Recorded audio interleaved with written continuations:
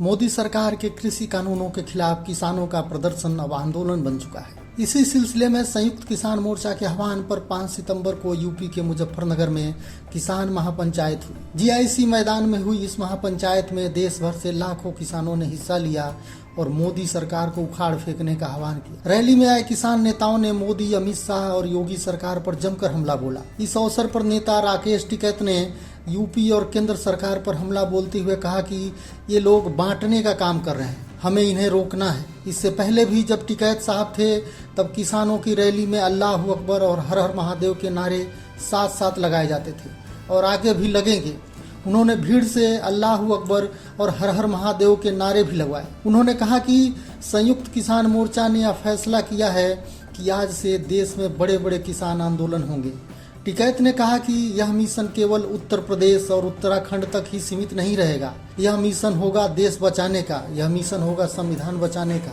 राकेश टिकैत ने कहा कि यह हवाई अड्डे, सड़क सब कुछ बेचेंगे। ये सड़क बेचेंगे और एनएच के आसपास 500 मीटर तक अपनी कोई गुमती या दुकान भी नहीं लगा सकता। देश में सेल फॉर इंडिया का बोर्ड लग चुका है और इसे खरीदने वाले अंबानी, अडानी हैं। टिकैत ने कहा कि एफसीआई के गोदाम भी अडानी को दे दिए गए हैं, बंदरगाह भी बिक गए हैं, ये पानी भी बेचेंगे। भारत बिकाऊ है, ये भारत सरकार की पॉलिसी है।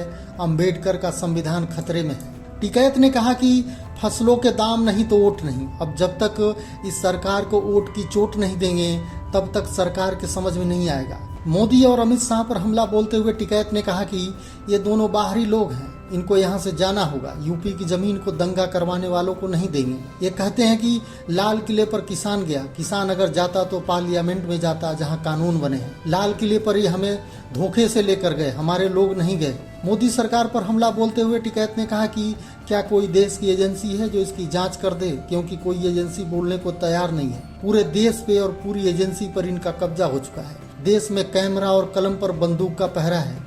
किसी प्रेस की हिम्मत नहीं कि वह किसान के पक्ष में बोल के दिखा दे। इस अवसर पर किसान नेता दर्शन पाल सिंह ने कहा कि 1857 की मेरठ में ही बगावत ने अंग्रेजों का शासन खत्म कर दिया था। अब उसी तरह का जोश मुजफ्फरनगर में दिख रहा है।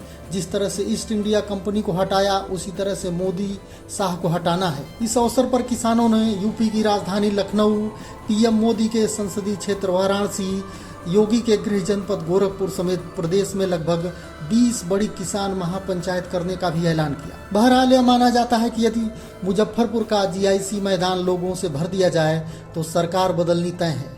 किसान महापंचायत ने इस रैली में लगभग 7 लाख किसानों के जुटने का अनुमान लगाया था, लेकिन मंच से राकेश टिकैत ने खुद रैली में आए 20 लाख किसानों का धन्यवाद दिया।